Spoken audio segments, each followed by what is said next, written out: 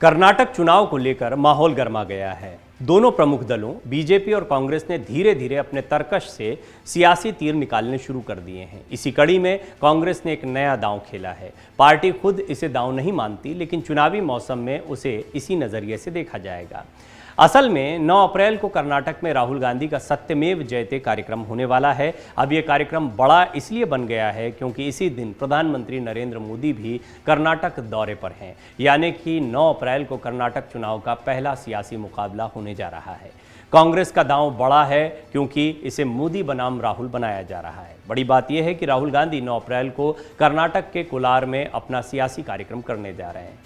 ये वही जगह है जहां पर साल 2019 में राहुल गांधी ने मोदी सरनेम को लेकर वही बयान दिया था, जिसकी वजह से उन्हें 2 साल की सजा हुई और फिर उनकी लोकसभा की सदस्यता चली गई।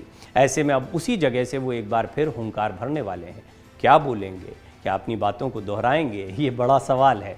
सत्यमेव जयते के जरिए वो दिखाएंगे कि वो सच्चे हैं, उन्हें फंसाया गया है। निश्चित तौर पर ये बातें तो आएंगी ही। पीएम मोदी की बात करें तो वो प्रोजेक्ट टाइगर के 50 साल पूरे होने पर कर्नाटक आ रहे हैं। चुनाव का मौसम है, इसलिए इस दौरे को सियासी चश्मे से भी देखा जा रहा है। केसी वेणुगोपाल ने ट्वीट करके जानकारी दी कांग्रेस की रणनीति के बारे में। कांग्रेस के राष्ट्रीय महासचिव केसी वेणुगोपाल ने ट्वीट में कहा, राहुल गांधी 9 अप्रैल को कोलार में होंगे और वहां जय भारत मेगा रैली का आयोजन किया गया है, जिसे राहुल गांधी संबोधित करेंगे। 11 अप्रैल को वो वायनाड का दौरा करेंगे। वो लोगों की आवाज़ हैं, आप उन्हें कभी चुप नहीं करा सकते। ये आवाज़ केवल तेज़ और मजबूत होगी। कांग्रेस एक अलग नैरेटिव दिखा रही है। 2024 की उनकी बिसात क्या है? अब एक तरफ राहुल गांधी खड़े हैं तो दूसरी तरफ पीएम मोदी भी उसी तारीख को कर्नाटक में। कर्नाटक चुनाव का यह पहला बड़ा सियासी मैच माना जा रहा है। कांग्रेस के एक नेता ने तो नैरेटिव इसी तरह का सेट कर दिया है। उनका कहना है कि सत्यमेव जयते जो नारा है वो हमारे नेशनल एम्बलम का है, 4 शेरों के नीचे लिखा होता है। अब देखते हैं कि प्रोजेक्ट टाइगर के सामने इस सच की ताकत कैसे जीतती है। वैसे कांग्रेस के लिए इस समय राहुल गांधी ही सबसे बड़ा चेहरा है। पहले उन्हें 2024 के चुनाव के लिए चेहरा बनाया जा रहा था, उन्हें शायद पीएम उम्मीदवार भी बना दिया जाता, लेकिन अब जब ज़मीन पर समीकरण बदल चुके हैं, ऐसे में अब अलग तरीके से राहुल को प्रधानमंत्री मोदी के सामने प्रोजेक्ट करने की तैयारी हो रही है। 9 अप्रैल के उस सियासी मैच को भी उसी नैरेटिव का हिस्सा माना जा रहा है।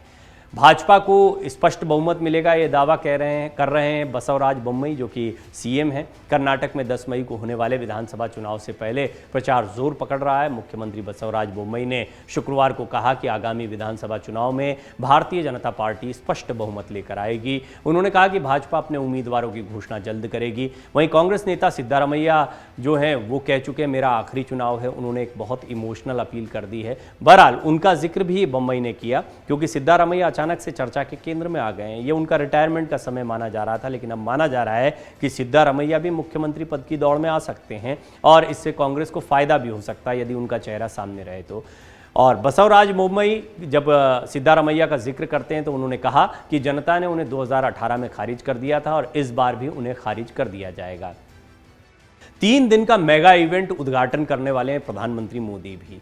तो प्रधानमंत्री मोदी एक तरफ अपना कार्यक्रम कर रहे होंगे और राहुल गांधी की रैली को भी उसी समय पर उसी दिन कर्नाटक में ज़्यादा बड़ा बनाने की कोशिश में कांग्रेस भी जुटी हुई है। इसके 2 मायने हैं, कहीं ना कहीं संदेश देना है, एक कंपैरिजन दिखाना है। दूसरी बड़ी बात है कि कर्नाटक वो जगह है जहां पर बीजेपी को भी खासी मशक्कत करनी पड़ती है।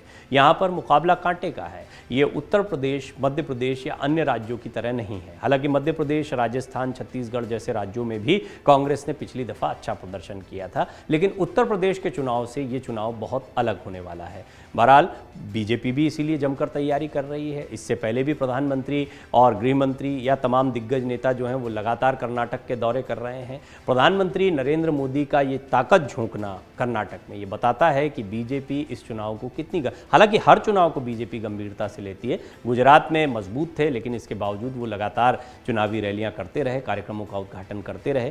प्रधानमंत्री नरेंद्र मोदी यहाँ भी 9 अप्रैल को टाइगर प्रोजेक्ट के 50 साल पूरे होने पर एक कार्यक्रम का उद्घाटन करने वाले हैं और कर्नाटक जाने वाले हैं। सूत्रों ने बताया कि यात्रा के दौरान प्रधानमंत्री के बांदीपुर टाइगर रिजर्व में सफारी यात्रा पर जाने की भी उम्मीद है। वो टाइगर प्रोजेक्ट के 50 साल पूरे होने के मौके पर मैसूर और चामराजनगर जिलों में 3 दिन के मेगा इवेंट का उद्घाटन करेंगे। कर्नाटक में 13 मई को चुनावी नतीजे घोषित होने वाले, 10 तारीख को वोट पड़ेगा, 13 तारीख को नतीजे आ जाएंगे। कर्नाटक में विधानसभा चुनाव को लेकर राजनीतिक पार्टियां जोर शोर से अपनी तैयारियां कर रही हैं। विधानसभा चुनाव में 10 मई को वोट डाले जाने हैं और 13 मई को मतगणना होगी और नतीजे आ जाएंगे। यहाँ पर अगर बड़े दलों के लिहाज से देखा जाए तो कांग्रेस बीजेपी के बीच कड़ा मुकाबला है, लेकिन जेडीएस यानी जनता दल सेक्युलर को भी नहीं भूला जा सकता है। हालांकि अब मुख्य मुकाबला कांग्रेस और बीजेपी के बीच में माना जा रहा है।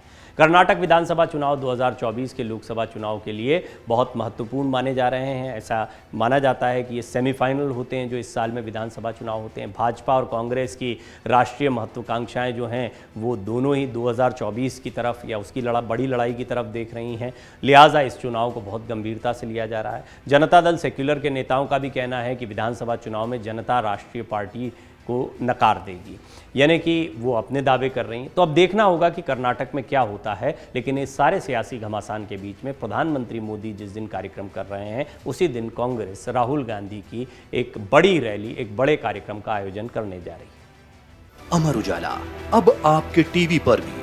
अपने स्मार्ट टीवी पर YouTube पर सर्च करें अमर उजाला, चैनल सब्सक्राइब करें और देखें ताजा खबरें, वो भी HD क्वालिटी में। और हाँ, बेल आइकन दबाना ना भूलें ताकि हर खबर हो आपके घर। अमर उजाला, निष्पक्ष, निर्भीक, निरंतर।